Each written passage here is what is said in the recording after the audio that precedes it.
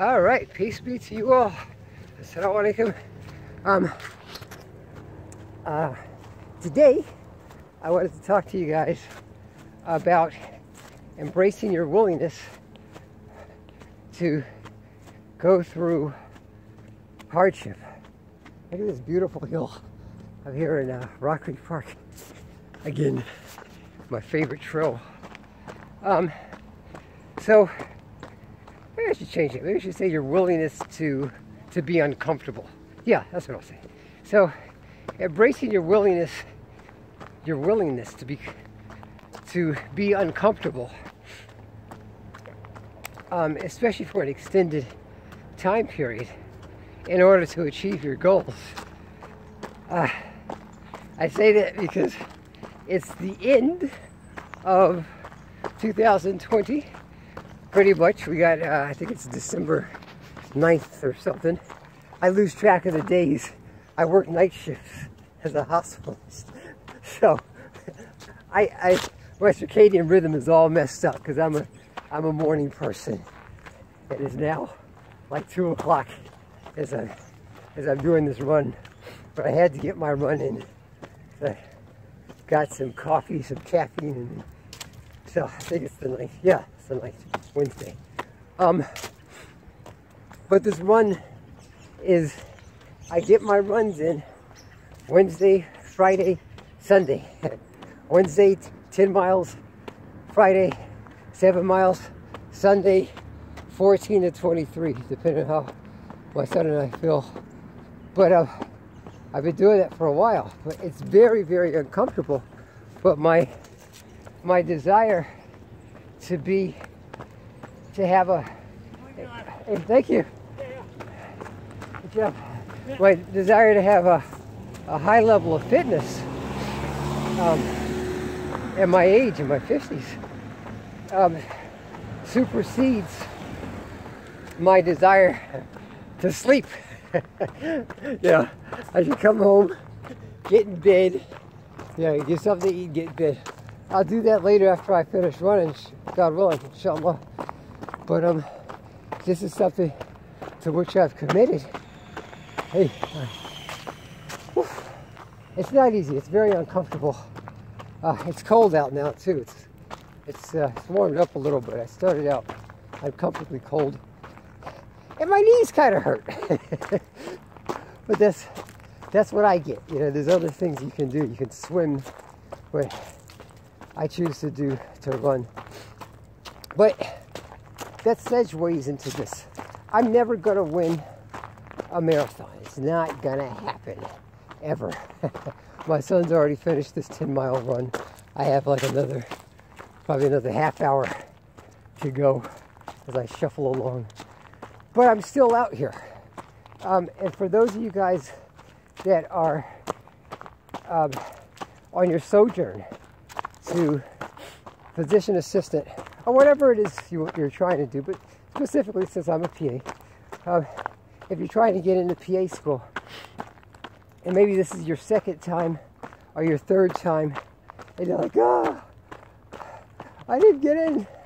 Yeah, try again. See what you can do to improve yourself. I've talked about this in other videos, but you may also look at yourself and say, how willing were you to be uncomfortable? I realized I was a very trifling pre-med student about 30 years ago. And,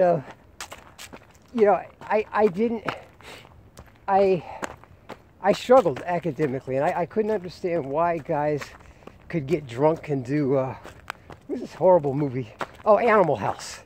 It's terrible. John Belushi. Getting drunk and having these toga parties and all that stuff.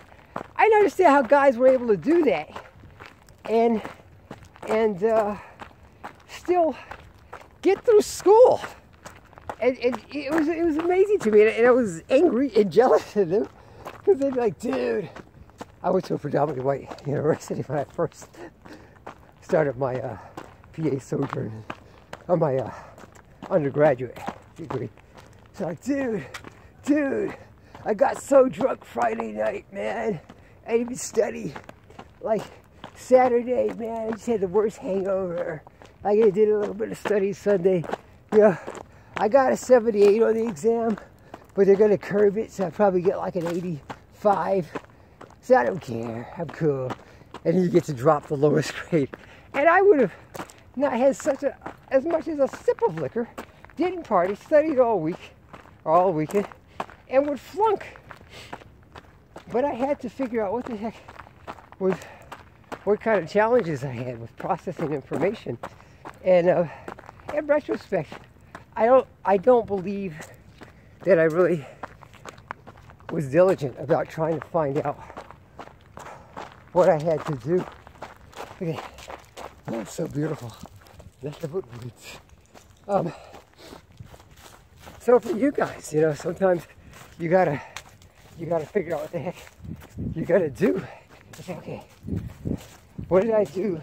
What can I work on? Is it my GPA? Is it my GRE scores?